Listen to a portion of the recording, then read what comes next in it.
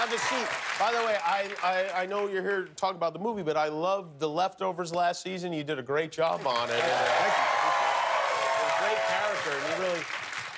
And was that your first television job? No, that was my first SAG job. My first television job was actually one of those crime reenactment shows. Oh, really? It's called Blood Relatives. Blood Relatives. What was that on? What network was that on? I think that was Investigation Discovery Channel. Okay, and who'd you play in that? A victim? So I played a high school football player. His name was Dushan Jackson, I think. Okay. And he was being charged for killing his mother. Oh. In the show, that's like the ongoing theme of the Blood Relatives. For naming him Dushan, or? I think. Is that what the? So then you get this great show on HBO as your first thing. That's so crazy. Had you gone to a lot of auditions and stuff before that? You know what? I was auditioning for the last 5 or 6 years, just going in and getting really close to getting big jobs. I would say career opening jobs. Like, what jobs did you almost get that you did not get? I was actually in the running for the Straight Outta Compton film. Which parts in that one? I was auditioning for all of the parts. Really? Except for... At once, or did you separate them? You know, I wanted to do it at once because I wanted to show, I can switch characters on a whim, but, they were like, one at a time, Jovan, pace yourself. But there was one character that they did not want to consider me for, and I was a little upset about it. It was just Eazy-E. Why did they not consider you for Eazy-E? Because there's a 2-foot difference in height. Oh, yeah, Eazy-E was a little guy, yeah. He was, but I had a solution. You could put every other actor on Apple boxes, and I could, maybe do the scene on my knees.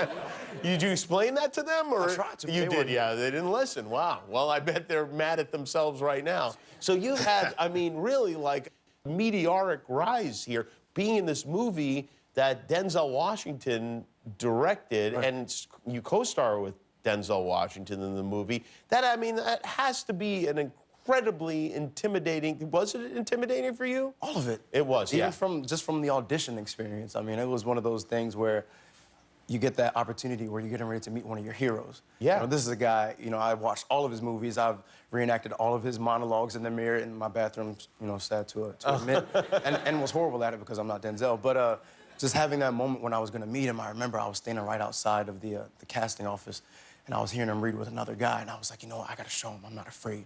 I'm going to get this part. I'm going to show him I'm not intimidated by him. And I had this face, and I was just holding it just like this. And as soon as he opened the door and I saw him, he had his baseball cap on, he was like, Jovan Adepo. And I was like, oh, Denzel. What's up, baby? But it was one of the most challenging auditions, but definitely the He's sitting there looking at you, and does he indicate whether he's happy? Well, obviously he was happy with what you did because he hired you, but can you tell? And does he have a poker face through the whole thing? He just has, he has that, the look, he's just like, Uh-huh. And then when you go, does he get up and say, hey, that was great, and we'll see you again, or you have no idea what happened? All he said was, good job, son. Okay, all right, left me to just wonder how I did, and I just stressed myself out for that. And then how long was it before somebody called and told you? Oh, man, it had been like maybe 2.5 weeks. Oh, 2.5 weeks? Oh, that's just terrible. It really is, like, almost abusive. It's way too much. It's crazy. So inappropriate. Wow. So then, in addition to this being your first movie, you have your first movie premiere, the red carpet and all that stuff. Who did you take to that with you? Actually, my parents came. Both of my parents, my dad and my mom, and actually their spouses because they're divorced and remarried. So. Did you ask them to come, or did they just tell you they were coming? You know what? My mom said she was coming. Your mom said as soon as I got the job and I told her that I was, I'm going to work with Denzel and Viall, she was like, okay, so I'm going to start picking my dress up for the premiere. It's like, sure, Mom, let's do it. Let's do it. And then did they want to meet Denzel right away? Was that, like, on the list? My dad is a huge fan because I get, my whole movie, fandom from him. He was so excited to meet Denzel. He was like, Jovan, when I meet him, I'm going to go up to him and I'm going to say, my man. I said, please. I